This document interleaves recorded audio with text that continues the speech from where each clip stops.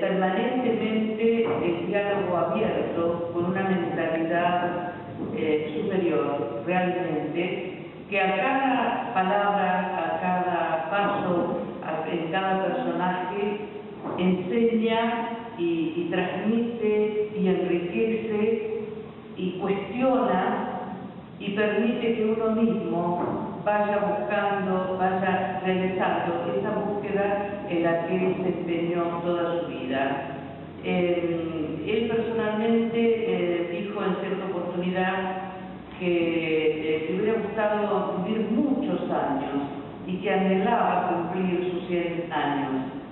No se le dio, pero yo creo que en definitiva la muerte física es una instancia más en la vida de cualquier hombre, pero la eternidad que le permite su obra no la tiene cualquiera, y Sábato es un eterno. Yo he tomado un aspecto que me va a permitir el encuentro con Analía, porque a partir del sábado, desde el túnel, también tomo esa dualidad, esa dicotomía que establece entre la ciencia y el arte.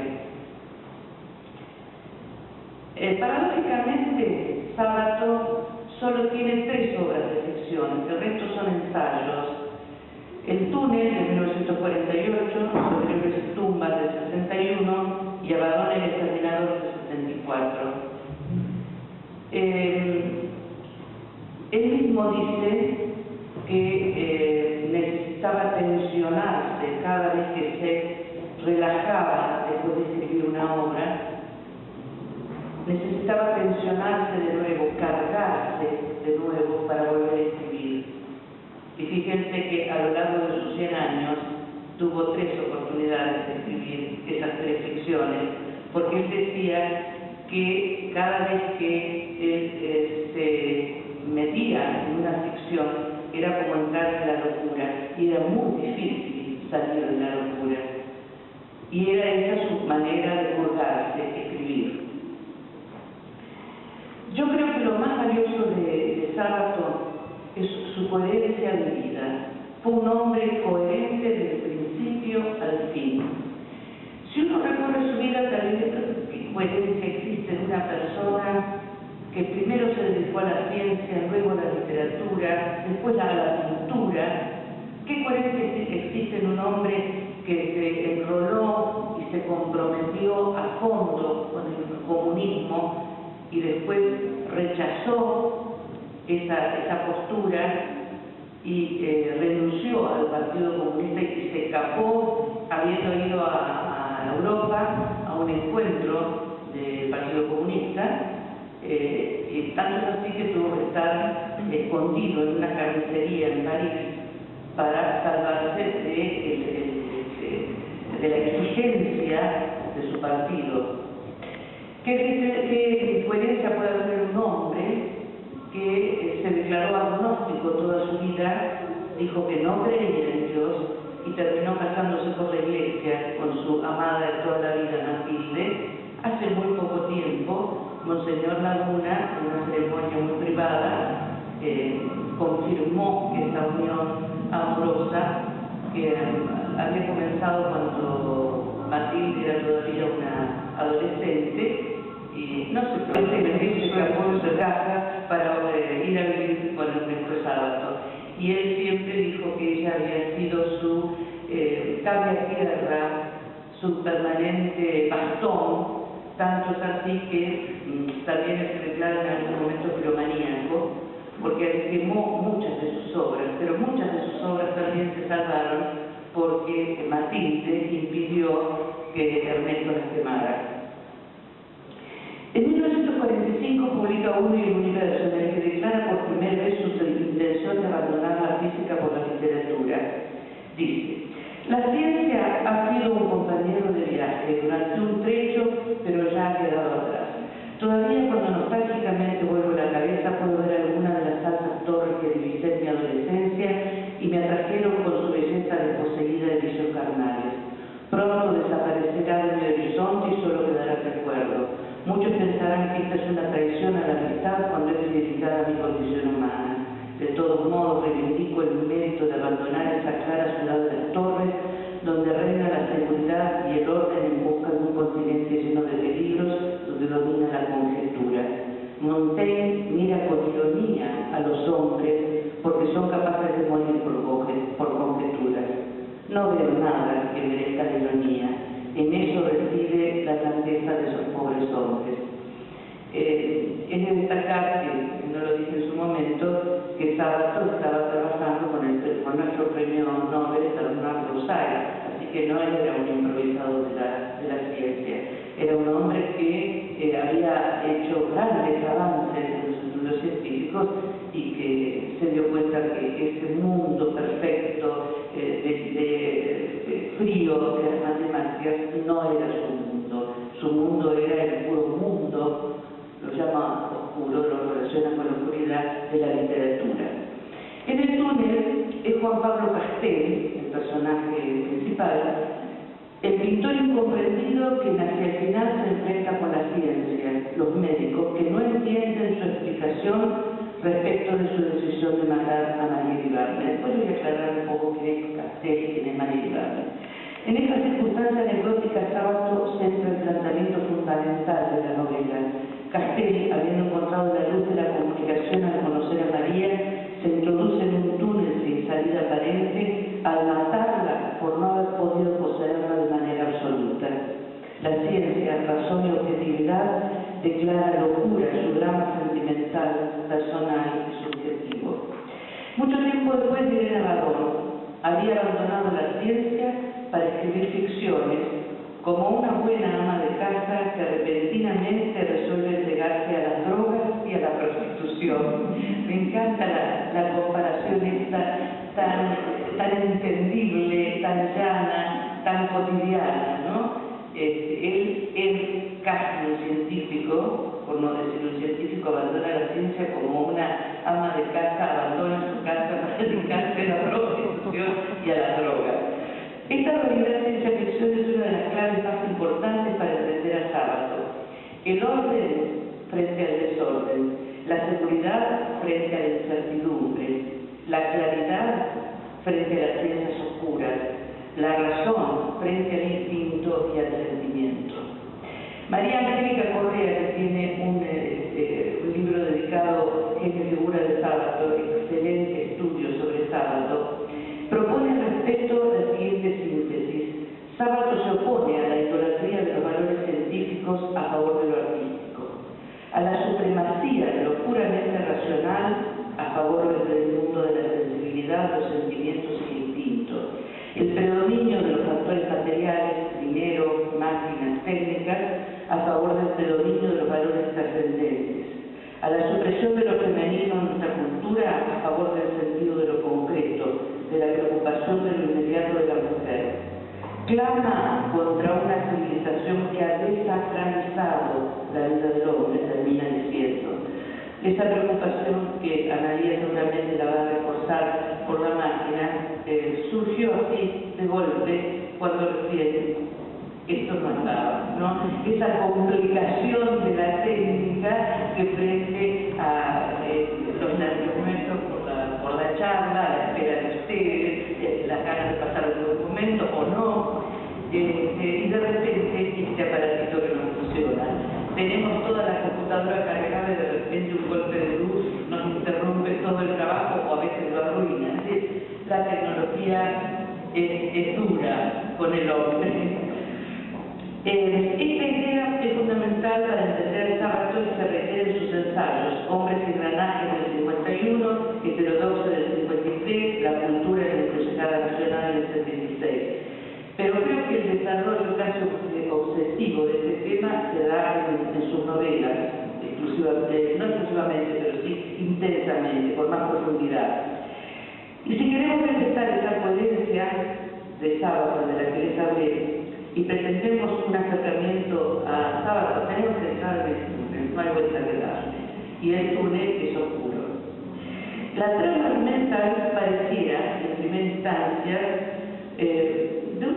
especialidad ajena a todo lo que estoy diciendo y ajena a sábado. Sobre todo porque, no más en la primera línea, fíjese lo que hace sábado. Bastará decir que soy Juan Pablo Castel, que ya se los había nombrado antes, el pintor que mató a María Ibarne. Supongo que el proceso está en el recuerdo de todos y que no se necesitan mayores explicaciones sobre mi persona. Es un libro en cuya primera línea se anticipa el final del capítulo y más una final. No hay ningún tipo de suspenso, porque lo que importa en realidad no es exactamente la historia, sino el mundo, la interioridad, el mundo interior de todos esos personajes que están luchando en una búsqueda intensísima de su propia realidad. Castel es el enamorado de María Ibarne, a quien mata. María Ibarne está casada con un ciego. Los ciegos son una obsesión en sábado. Él terminó perdiendo casi la vista. Todos saben de su enemistad o no, exclusión, diferencia, llámenlo como quieran con Borges. Todos saben que sobre los tumbas él escribió su famoso informe sobre ciegos, que habla de una secta de ciegos. A él las sectas le causan prurito, todo lo que sea hablar de el club, la comisión, todo lo que sea grupo, lo grupal, a sábado le causa escozor. Bueno, María está casada con Allende, un ciego, y es amante de Hunter. Quiero simplemente como una referencia, porque esta charla no quiero que sea muy larga, sino que sea una especie de anzuelo que les estoy tirando a ustedes y espero que piquen para leer a sábado. Porque realmente a sábado hay que leerlo, no hay que escucharnos a nosotros, hay que leerlo. Y leerlo con las ganas de estar escuchando a un gran maestro que nos enseña a cada paso, ya les digo. Pero fíjense los nombres de los personajes. Castel nos remite a los castillos de medieval que estaban reforzados su relación con el exterior, con esas murallas, de manera que eso prefigura el personaje de Castel, es un personaje que no puede comunicarse con la afuera. María, el nombre de la madre, la presencia de la maternidad de la mujer es muy fuerte en el sábado. Allende, el ciego. Allende es un adverbio que significa más allá, allende los mares, es una frase muy clásica, ¿no es cierto? El ciego que seguramente ve más allá de lo que tiene en la vista a pleno. Y por último, Hunter, que es el amante, que es el único que logra atrapar y distraer a María. Y Hunter significa cazador. Ese juego de los nombres es fascinante.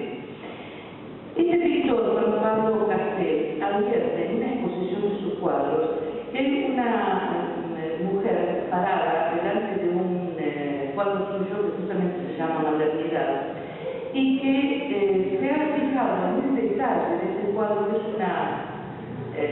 una pequeña ventanita en la que, a través de la cual se observa, dice, una playa solitaria y una mujer que mira el mar. Las ventanas también tienen algo que ver con sábado, porque él dice que pocos meses antes de... no me molesta, pocos meses antes de nacer sábado, había muerto un hermano suyo que se llamaba Ernesto, y la mamá, por retener a este hijo muerto, le puso Ernesto al que nació después. Eso lo marcó profundamente, y hubo una relación muy estrecha entre Sábado y su madre, y él dice que era como si mirara al mundo a través de los cristales de la ventana, y lo llevaba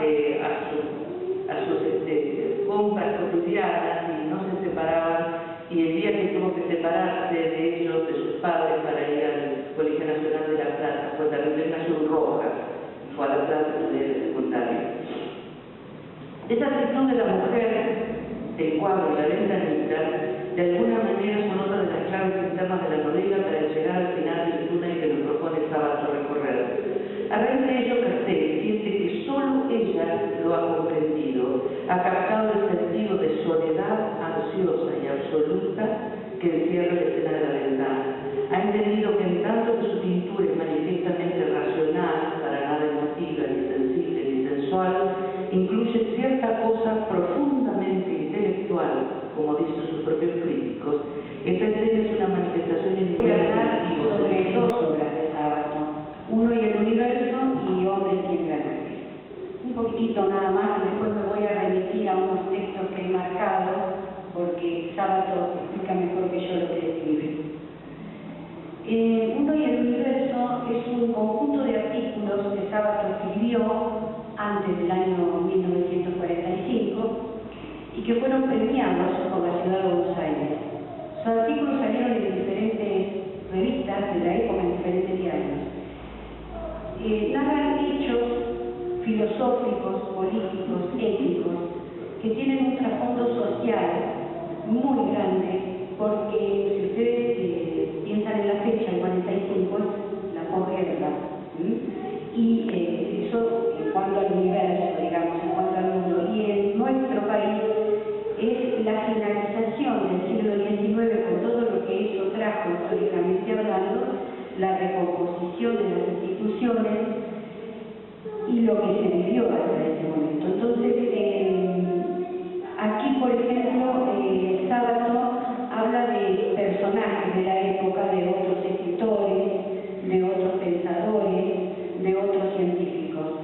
Pero hay un pequeño texto que quiero rescatar para que después esto tenga, digamos, la relación con Hombres y Engranajes, que está en uno de los artículos de este libro, que dice exactamente, con respecto a lo que él pensaba de la ciencia es una escuela de modestia, de valor intelectual y de tolerancia. Muestra que el pensamiento es un proceso, que no hay gran hombre que no se haya equivocado, que no hay dogma que no se haya desmoronado ante el embate de los nuevos hechos. Y en esto quizá está un poco lo que hablaba hoy mi compañera sobre la coherencia del Sábato. Primero estaba seguro de una cosa, pero luego esa cosa o esa idea que tenía la debía refutar porque los hechos estaban mostrando lo contrario. Este libro, la importancia que reviste, Uno y el universo, es que marca su inicio como escritor. Es el primer libro de Sábato, la primera obra escrita en forma de libro. Yo de aquí rescaté la lectura de pequeños fragmentos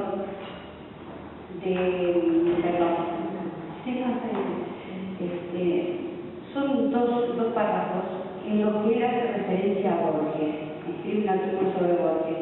Pensaban que ellos estaban distanciados, pensaban completamente diferentes en algunas cosas, pero se admiraban secretamente. Y esto lo es. Y dice, la teología de Borges es el juego de un descreído y es motivo de una hermosa literatura. ¿Cómo explicar entonces su admiración por León Bloy? ¿No admirará en él nostálgicamente la fe y la fuerza? Siempre me ha llamado la atención que admire compadres y guapos de papón en la cintura. Por eso planteo estas cuestiones. ¿Le falta una fe a Borges? ¿No estarán condenados a algún infierno los que le creen? ¿No será Borges ese infierno? A usted, Borges, el desierta del arrabal porteño, latinista del lunfardo, suma de infinitos bibliotecarios hipostáticos, mezcla rara de Asia Menor y Palermo, de Chesterton y Carriego, de Kafka y Martín Fierro. A usted, Borges, lo veo ante todo como un gran poeta. Y luego así, arbitrario, genial, tierno, relojero, débil, grande, triunfante, arriesgado, temeroso, fracasado, magnífico, infeliz, limitado, infantil e inmortal. Yo creo que solamente Sábato podía poner esos esos adjetivos en Borges y describirlo en tan pocas palabras también. Bueno, ahora sí, yo quería leer justamente esto porque, a pesar de, ya les digo, de lo diferentes que son los dos autores que yo prefiero y los que más he leído en mi vida, y seguiré leyendo. Aunque ya no vuelvan a escribir, he leído sus obras. Así que, por eso quería hacer referencia a esto que decía sobre Borges. Bueno, llego a Hombres sin granaje, que en el año 1951 escribe este ensayo, o lo edita, y en él se argumenta las preocupaciones filosóficas de los tiempos modernos y lo que trae como consecuencia las claudicaciones en la parte humanística. Él habla de una tremenda crisis de la cultura moderna que deshumaniza al hombre. Los avances de la ciencia y la técnica han transformado al hombre en simple engranaje de una máquina de producir y consumir, nos dice Sábato. Entonces, bueno, junto a la técnica, al avance de la técnica, la economía, que trae por sí misma la explotación del hombre por el hombre, esto lleva inexorablemente a la masificación, al desprecio de las emociones, de la cosa natural, de la cosa sencilla, de los pequeños placeres, a la intolerancia. Trae como consecuencia también la globalización en el mundo, lo que trae también como consecuencia muy nefasta la pérdida de la identidad de las personas, de la identidad de los pueblos, y como consecuencia de eso también, disculpen la redundancia, el caos cultural. Como antídoto contra esta sociedad que se convierte en una sociedad cada vez más anónima por la deshumanización del hombre, por la incomunicación, él antepone el valor del arte, de la literatura. Dice que solamente se recuperará al hombre como tal de su humanización a través de los valores y de los afectos. Entonces, yo aquí también les voy a aportar el final de este libro, el capítulo final, cuando él llega a esta triste conclusión de que el hombre se está deshumanizando a pasos agigantados. Es una pregunta su capítulo, dice, ¿y entonces qué? Les voy a leer un pequeño fragmento. La ciencia y la máquina, en fin, descubrieron nuevos horizontes estéticos. Buena parte del arte formaba un hermoso universo de formas funcionales. La arquitectura de sus máquinas de vivir y sus imponentes estructuras abstractas de los rascacielos. Pero así como la máquina empezó a liberarse del hombre y a enfrentarse a él, convirtiéndose en un monstruo anónimo y ajeno al alma, la ciencia se fue convirtiendo en un frígido y deshumanizado laberinto de símbolos. Ciencia y máquina fueron alejándose hacia un Olimpo matemático, dejando su poema.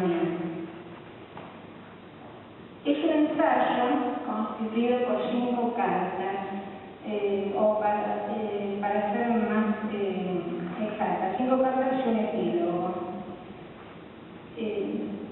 La primera, lo pequeño y lo grande; la segunda, los antiguos valores; la tercera, entre el bien y el mal; la cuarta, la resistencia, por demás acabada, por demás física, de esta sociedad en la que estamos inmersos, la que nos duele, la que nos preocupa, y sobre la que, según nos alerta Sábato, debemos ocuparnos. Estamos a tiempo.